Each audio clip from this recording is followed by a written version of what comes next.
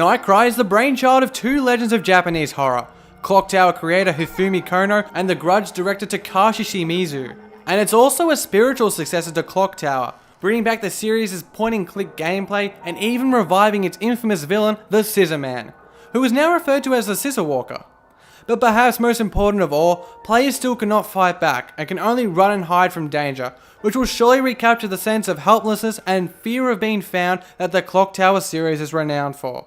Obviously the game is being modernised with 3D graphics, and the story is getting more attention thanks to the cinematics that are seemingly products of Shimizu's influence. Unfortunately, it looks like Nightcry will just miss out on getting funded, but we hope Kono, Shimizu and their team persist to make what should be a survival classic.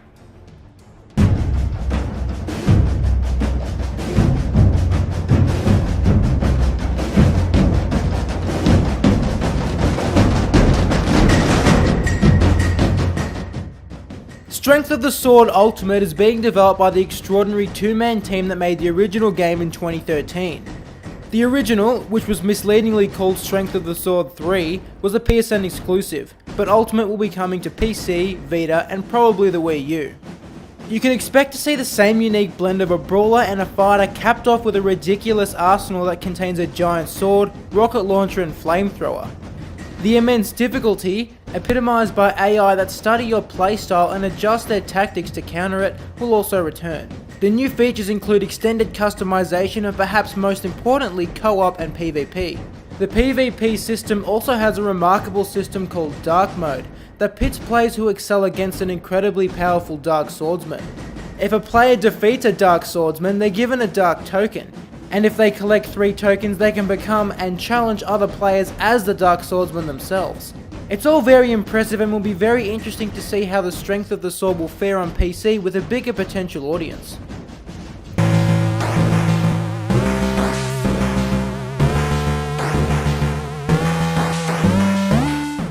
Orient Trail is a single-player space adventure through space. What first caught our eyes was its attention to detail in terms of presentation. From the Star Fox-like character portraits and Star Trek uniforms and bridge to the incredibly witty text and silly animations, the game is endlessly charming. The game itself is about making tough decisions. This starts with picking your crew and continues to dealing with a warp weasel infection on your ship. Seemingly, it has a lot of depth and lends itself to constant learning and replaying.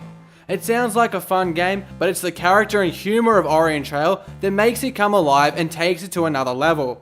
With 21 days to go, Orient Trail needs 55k more. Make it happen! This is the Bergsons' house.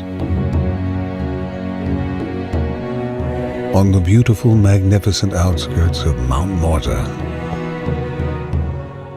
Children of Mortar is one of those games that just makes you want to marry pixel art. But not really, because it can never love you back.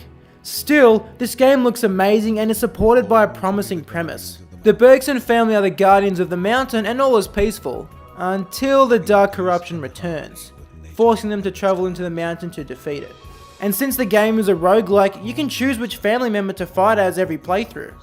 So you have choices including a martial artist, swordsman, archer and a fire mage. The non-fighting family members function as a blacksmith and alchemist, which neatly ties in the game's light RPG mechanics. Children of Mortar is beautiful, and we want it.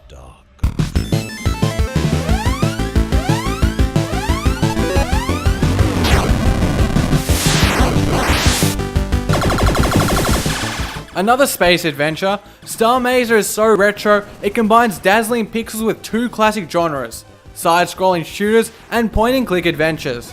You play as the out-of-time and macho brick metal Stonewood, trying to uncover the secrets of the past, appropriating to a new world, treading seedy night spots and shooting thugs in the face. And you can do it many times in many different ways, thanks to procedural generation. The music is, as they say, off the hook, with contributions from Mega Man and Shovel Knight composers. And there are also some crazy crossovers with other fantastic Kickstarters, Shovel Knight, Hyper Light Drifter and Aegis Defenders. It's all pretty cool stuff, but we're going to stop there so we can stop looping this trailer for you.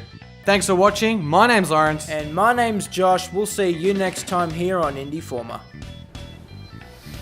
He smells fine. You trying to kiss me? No, No man. chance, man. No, man. No chance. My mouth is open. Damn, I wish I was cool as that guy. Just wish, you know, man. I've got Let's swag. get all the ladies, all the men, you know. That's right.